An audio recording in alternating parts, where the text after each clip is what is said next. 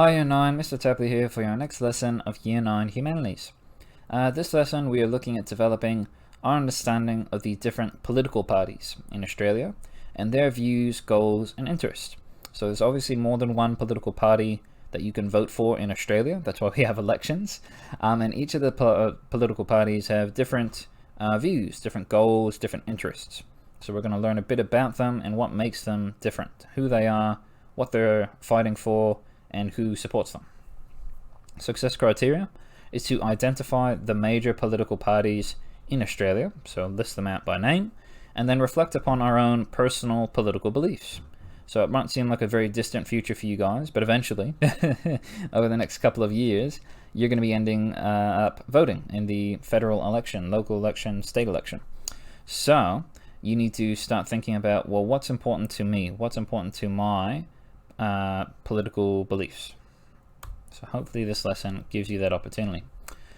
In a representative democracy like we have in Australia, where we have more than one political party and you can vote for different people who will then represent your interests in the government, in parliament, because democracy, of the people, by the people, for the people, etc. In a representative democracy, there are multiple political parties and they're all aiming to get power and control of Parliament. Each group holds different views, beliefs, and aims that gather support from different people. These political parties range from traditional hundreds-of-year-old organizations, like the Labour Party, which is almost older than Australia. And then you have special interest groups that are focused on very specific goals, such as the Shooters, Farmers, and Fishers Party. That's a real political party. That's their logo or their emblem, whatever you want to call it. So you've got a number of different political parties. You're probably only going to hear about 2, 3, maybe even 4 political parties in the media, but there are dozens of political parties throughout Australia. A political party aims to gather voter support and be elected into Parliament. That's all of their goals. This will allow them to represent the interests of their people by creating laws that support and protect their views and their beliefs. So political parties are all trying to get into Parliament and government so that they can create laws, because that's one of the roles of Parliament and of government, by creating laws that can then support their people. So if someone from the Shooters, Fishers, and Farmers Party gets in, they're probably going to create a law that's going to help fishermen and farmers and shooters. So that's what they're trying to do. So what I've got over the next couple of slides is 3 of the very large political parties in Australia. I'm not going to go through all of them, obviously. So I've picked out 3. 2 biggest ones are the Liberal and the Labour Party. And then I'm looking at the Greens Party as my last one, just because they're a little bit different. And they probably relate to you guys a little bit. And then at the end of the slides, I've got a little quiz, a little survey designed to, it's kind of like a BuzzFeed quiz, but a bit more academic, designed to see which political party you guys might end up supporting in a couple of years when you guys are old enough to vote. So, the Australian Liberal Party.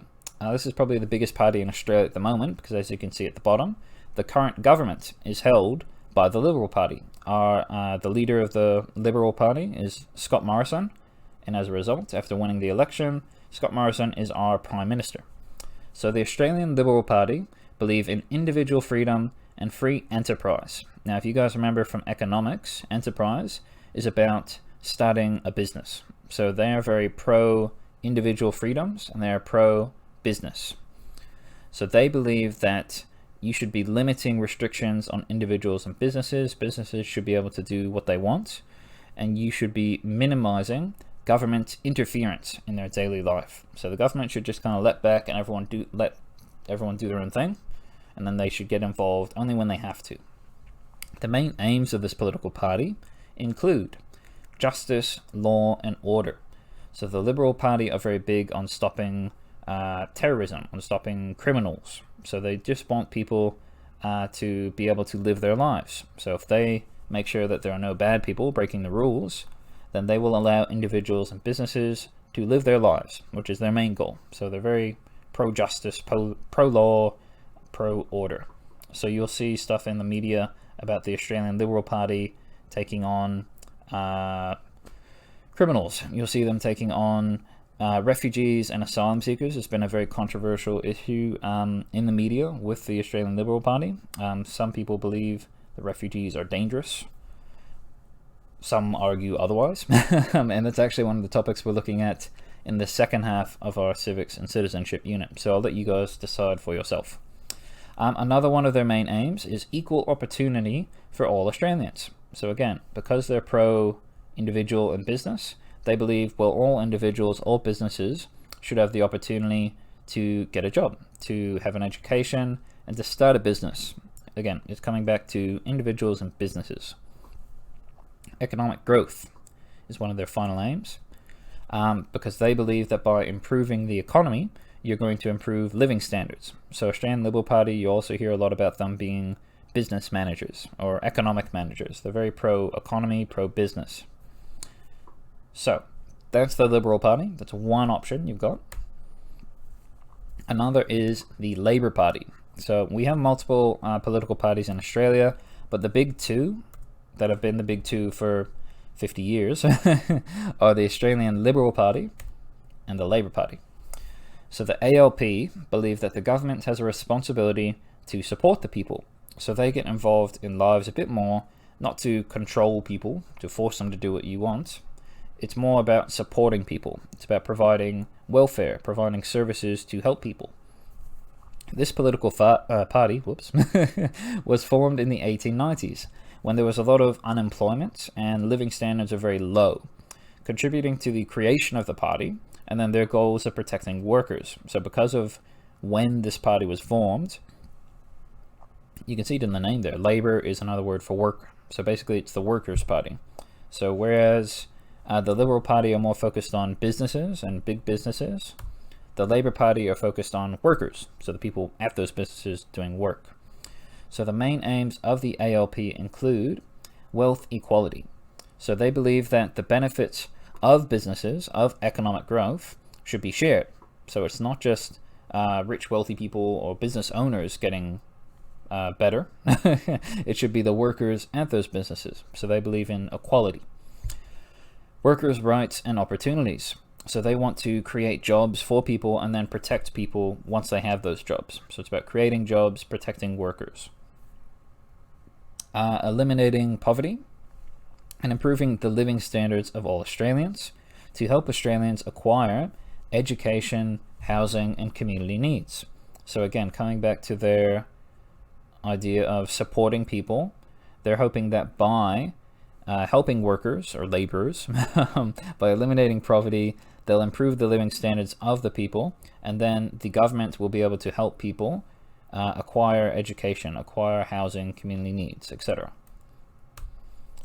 So the final party we're looking at this lesson is the Greens Party, the Australian Greens, and they were formed in 1992. So for a bit of context, these guys were formed in 1944, so just at the end of World War II.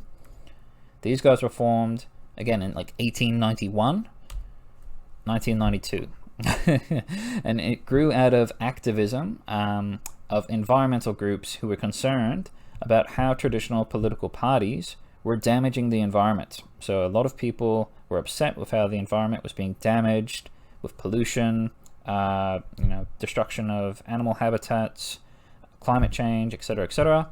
And they said, well, the normal political parties aren't doing anything, so we're going to do something. We're going to form our own party, and we're going to get into parliament, get into government, create laws that protect the environment. So the Greens, it's pretty easy to see what they're about. They're about green stuff, the environment, the trees, the plants, the etc. So the main aims of the Greens are to protect the environment and the natural resources for future generations. So a lot of young people gravitate towards the Greens because their aims are kind of aligned with young people. So young people are going to have to deal with the future. So obviously they are more invested in protecting the environment than some 80-year-old person who's not going to be here in 40 years when climate change is killing us all.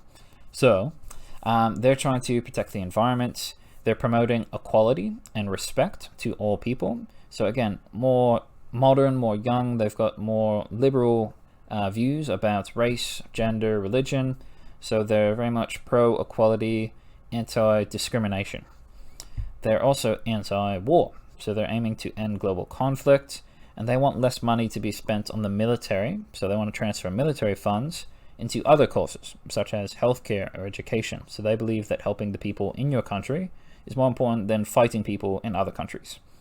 And then you've got their final aim really of, well, society shouldn't be governed by the wealthy or the powerful people. It should be governed by the people. So it's kind of a very democratic principle, that last one there. It should be, the government is by the people, of the people. It shouldn't just be controlled by the rich people. So now that you know a little bit about a few of the political parties in Australia, the first thing I'd like you to do is add the following term to your civics glossary. Political party. Pretty straightforward. And again, if you've got the slides from last lesson or the lesson before, you can use that PEO website, or the textbook has a definition, or the slides have a definition, as long as you're writing it in your own words. We're almost finished with our civics unit, and this is the last week that we're looking at new content. So we're coming to an end with that civics glossary. So those of you that have been updating it throughout each lesson, you're going to have very little work to do when I say submit it. You're just going to press submit. But those of you who have fallen behind probably should start to catch up with your civics glossary, because the due date is coming. So that's the first thing you're doing. The main thing that you're accomplishing this lesson is the 2020 political quiz. So it may seem like a distant future, but many of you will be eligible to vote in several years. The next election is probably going to be in 2022. So you guys will be, I think, year 11 at that point. So you might not get into that one, but you'll definitely get into the next election.